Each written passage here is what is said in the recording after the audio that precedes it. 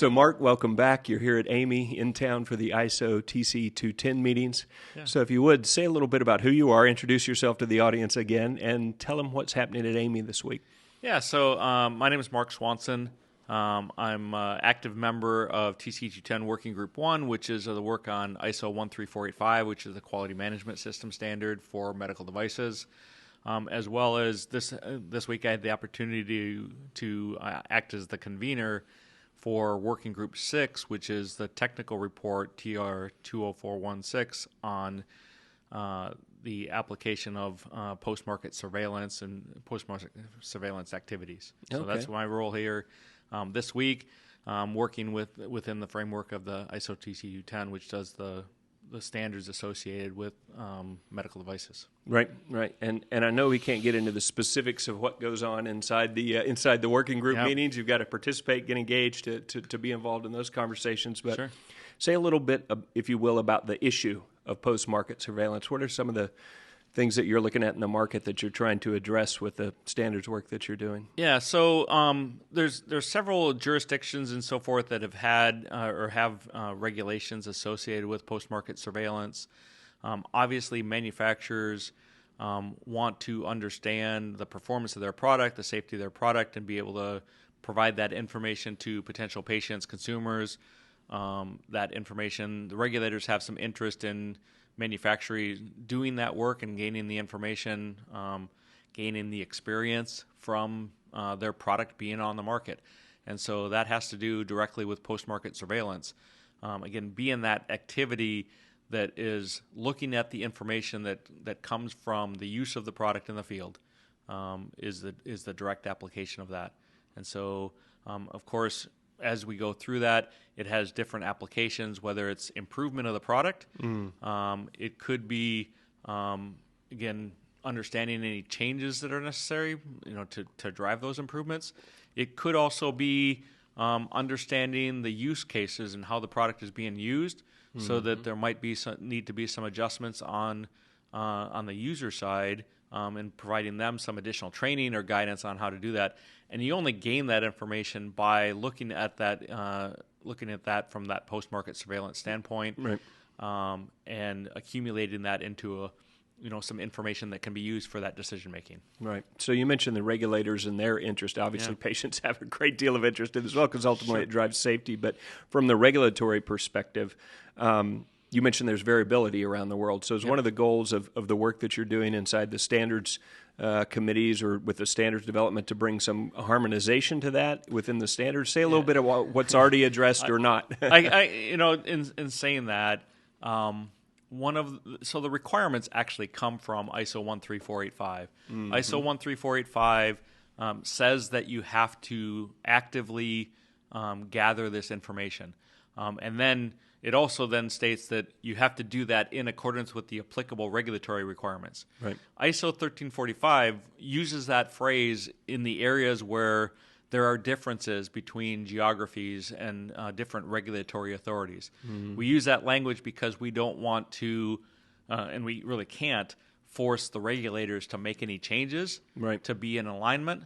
That belongs to the regulators, and more appropriately probably belongs in the IMDRF, the International Medical Device Regulators Forum, for them to be able to decide that. But what we can do is help manufacturers create the processes, understand the processes to be able to do that work. So collecting the data, being able to do, whether it's literature reviews, doing user surveys, doing focus groups, doing those types of things to gather the data.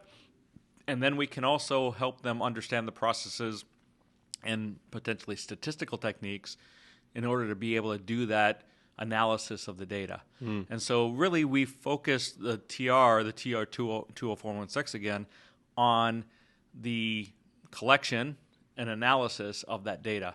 And what comes from that then is the ability to meet the regulatory requirements, the ability to feed other quality management system processes that drive product improvement and those types of things. Right. So really that collect and analyze has been our focus in the working group, And we continue to work that forward to enable manufacturers to meet the requirements of the regulations and standards like 1345 and the risk management standard 14971.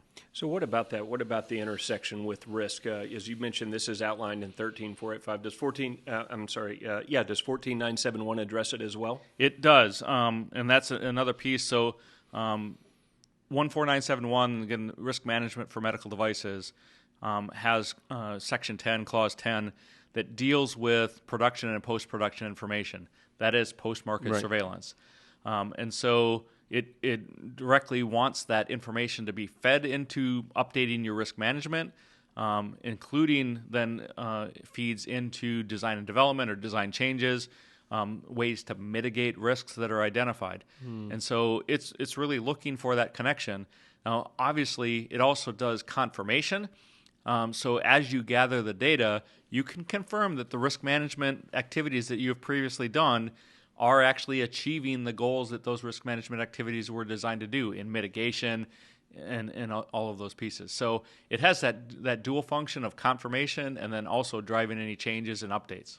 So are there any challenges with this piece in terms of the total product life cycle? Because obviously you have design teams, you've got different folks involved, you've got the go-to-market team.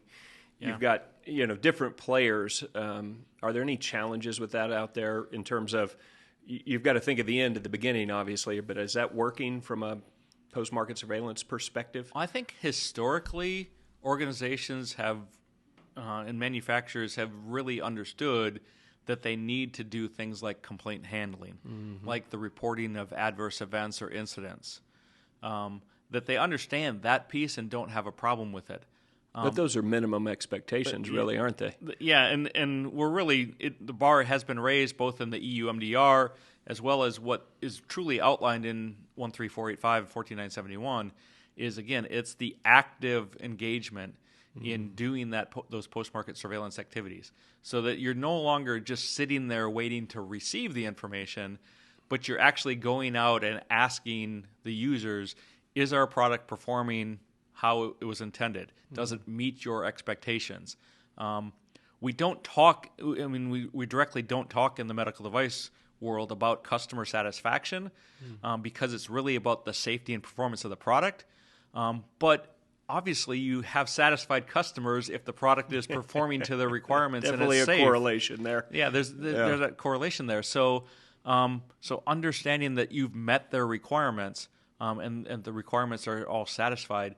And keep in mind, often people miss this too, is that the regulators are really a customer of the manufacturers in this way as well. And 1345 does some communication pieces in defining that. And so we can talk about the regulators being satisfied too, that they understand the safety and performance of the product. It was a direct driver from the EU and the medical device regulation coming there. But it obviously is an expectation here. FDA has initiatives in real world evidence, working with the Medical Device Innovation Consortium, MDIC, all of these groups that need to that are involved in the medical device ecosystem, payers, providers, patients, manufacturers, all of those groups, to make sure that we're all on the same page in providing that information. It's really been a hesitancy. I mean, that we would be proactive, and that's been some downfall. And so this is what we're trying to drive and help people understand through the guidance document, again, 20416, as well as the other requirements that were written in 13485. And 20416 is available now? Yeah, the ISO TR, and it's an AAMI TIR document, and that was published in 2020 and is currently available. So the guidance is there. It is. Yeah. And being improved in the rooms next door as we speak. So that's correct, and we continue to work on. I mean, it's interesting because the phrase was brought up that we're doing post-market surveillance on the post-market surveillance guidance. Fair enough. Yeah, and this is something that's not typical of ISO to do that work on following up to make sure that the requirement that our customers of the guidance documents, the standards, their expectations are being met through what we're writing. Yeah. And so we're, again, looking to improve, always drive that next improvement, that next stage, because that's what we do in the quality organizations. That's it. Yeah. So anything I didn't think to ask about you want to share? We covered a lot there, and you probably have to get back to work, but anything related to Postmarket or the risk piece of that? Or No, again, I think, Robert, I just encourage manufacturers to look at the guidance document, TR 20416. We're likely, we're working towards doing some user surveys, and so you can look for that coming in the spring and summer of 2023.